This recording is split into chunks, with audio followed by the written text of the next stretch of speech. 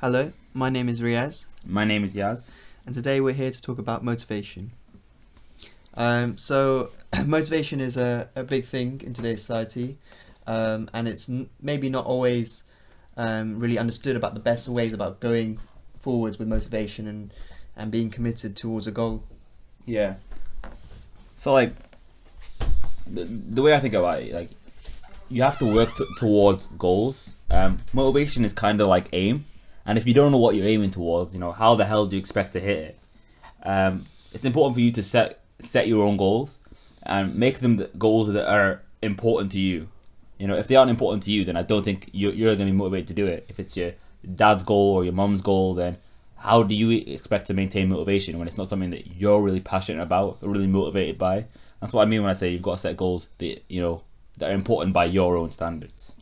Exactly. I think people go on YouTube and they're looking for motivation from other sources, and the fact is motivation can't come from anybody except yourself. You watch these motivation videos and it might make you feel more motivated for a few minutes, maybe half an hour to an hour, but then what really gets you through each day and the next day and then is actually having a goal that you're determined to reach. Yeah. And it means that you're willing to sacrifice your time right now for this goal. You're willing to prioritize this goal above other things, and that will just mean that you don't have to think about why you're doing it. You know why you're doing it, and you're willing to spend enough time to get there.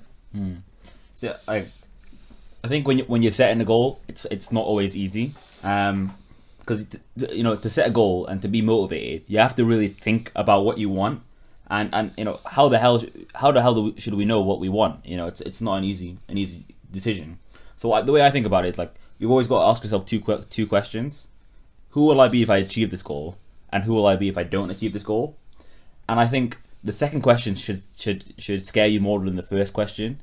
Because you should be afraid of not achieving your goal. Yeah. And the reason I say this is I think that fear is one of the best motivators you could possibly ever have. If you think about the times that you've worked most intensely in your life or most dedicatedly in your life, it's probably been times when you've been fearful or anxious of not achieving your goal. I bet you 9 out of 10 times the times you worked hardest were times when you were anxious and you were scared. Yeah, it's absolutely true. I mean, like, you push yourself when you think of the worst outcome possible, and that drives most people. And I think there's always other side of things where you don't even attempt things when you think you might not succeed. And I think there's a lot of that, especially when people tell you it's unlikely that you can do it. And there will be people who've not been able to achieve certain things in their life, and they will say to you, they don't think you can do it either. But I saw a really good quote actually. I think I was on the tube station, Yeah. and it went along the lines something like this: like, if you achieve what you want, then you'll be happier, and if you don't succeed in achieving that goal, then you'll be wiser. So either way, you're winning, and I think that's the mindset that you have to go about. Like, okay, it might not work out this time, but you might learn something from attempting it that will help you in the future. Just go for it, because if this life was a game, you wouldn't think about, if I fail this mission. You're just going to go for it, and then you keep going for it till you win. Yeah, I do agree with you. I think you have to let yourself fail in life. So what people tend to do is they play this game where they never try, and by never trying, they think they're never failing, but really they're failing in the long run because they're going to go through life aimlessly without really learning anything. You know what I mean? Like it's better to fail at 100 things and then succeed at one than never to try at all. That's my opinion on the matter.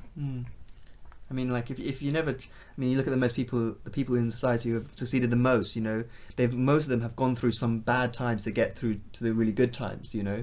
Elon Musk, he's gone through a period where he went through a lot of hard times, financial instability, and then became very successful later on in life. So I think you just have to. It all depends on the individual and what they're willing to commit.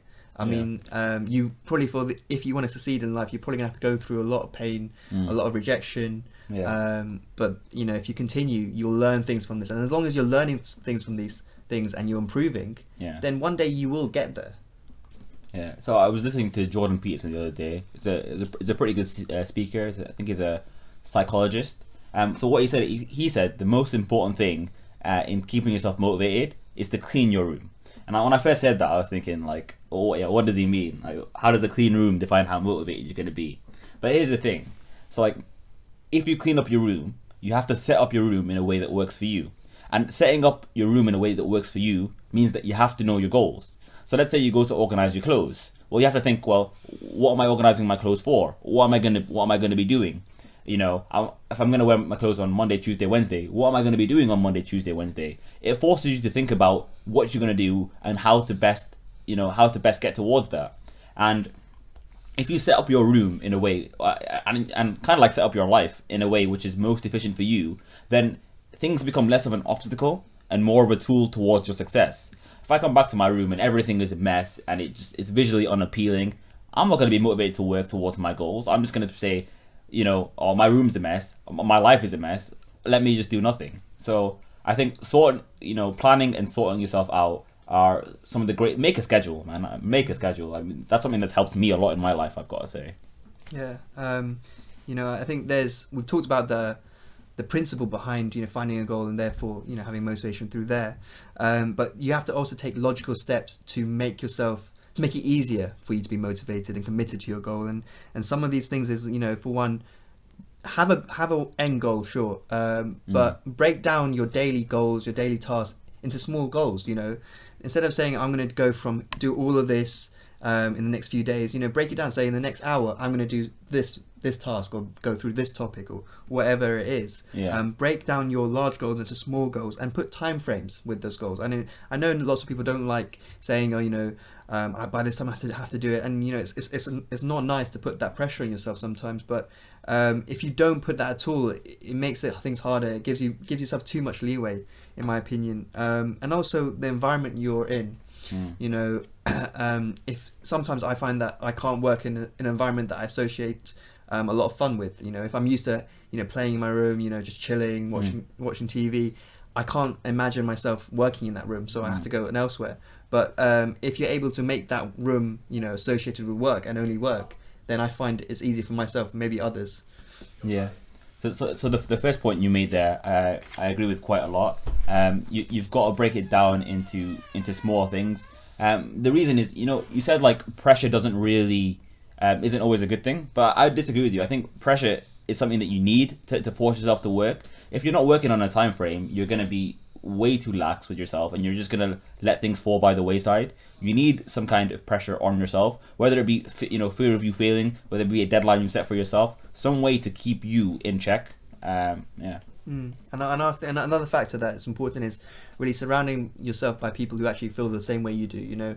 You're more inclined to work if you see others, your housemates working towards the same goal, doing the same thing, or working hard in their own profession. So I think surrounding yourself with people with the same ambitions like you is also important in helping you. Yeah, I think you should try and turn everything into a tool for your success. If everything is pointing towards the same direction, towards your goal and your motivation, then the only path is for you to succeed. Leave no sideways way out of your route. The people you surround yourself with, the instruments you use on a daily basis, your schedule, have everything geared towards what you want. At the end of the day, it's your life. Have everything working for you rather than working against you. Exactly. And I think it's also important to consider that breaks are important. No one can work the whole day, and they'll just burn out eventually. So, have breaks, but have it planned. So like say, okay, once I finish this, I'll have a break, or at this time I'll have a break for so long. That way you don't feel guilty if you've, not worked till then, or taking a break earlier than you should, and it's a well-deserved break. You've accomplished a certain amount of work, and you're giving yourself a treat. So that's that's fair enough. Yeah. So another thing I want to add on to that is, let's imagine you could envision your perfect day. So you could spend your day in any way you wanted, and you could spend every day like that. Yeah, you might put a few hours here for fun, a few hours for relaxing, but realistically, I don't think you'd want your entire day to be spent unproductively for you. And you can imagine every single day you have as that perfect day, that day that you can organize in any time you want, because your time is at the end of the day yours, and you want to leave that day better off than you started that day. I think that's generally a good aim to have. Leave the day closer towards your goal than when you started. And if you look at it like that, you know, we have a finite amount of time in each day, and we can have time for relaxation and other things, but we can also have time to work towards our goals. And you schedule, like you talked about, and have time stamps put in place. I think you're going to achieve more. Yeah, and you need to know sort of what's involved in accomplishing that end goal or that task. You need to know exactly how to get from A to B. You know, what do I have to do, and how long will it take to do each of these things. Yeah, plan things out 100%. If you can envision the obstacles in your course, you're much more likely to overcome them, rather than being hit by stress and anxiety when you encounter things that you just didn't expect. And I think what you'll find is that at the beginning everything's quite hard to do. It's maybe quite new, but then it becomes sort of habitual, and it's like a positive reinforcement every day. If you get into the habit of it, and it becomes less of a chore, and it's more easier. So I think it's more of a routine than anything else. Exactly. Yeah. So I think you'll find it hard at the beginning, and then it becomes easier as it goes along. Yeah, like anything in life, the unknown is always, you're always scared of the unknown, but more often than not, we shouldn't be. You just have to be willing to venture into it, and you have to be willing to apply yourself, I think. So thanks for listening today, guys. I know we haven't put out a video for a while, but we've been working. Hopefully you enjoyed this. Please leave us any feedback you have below.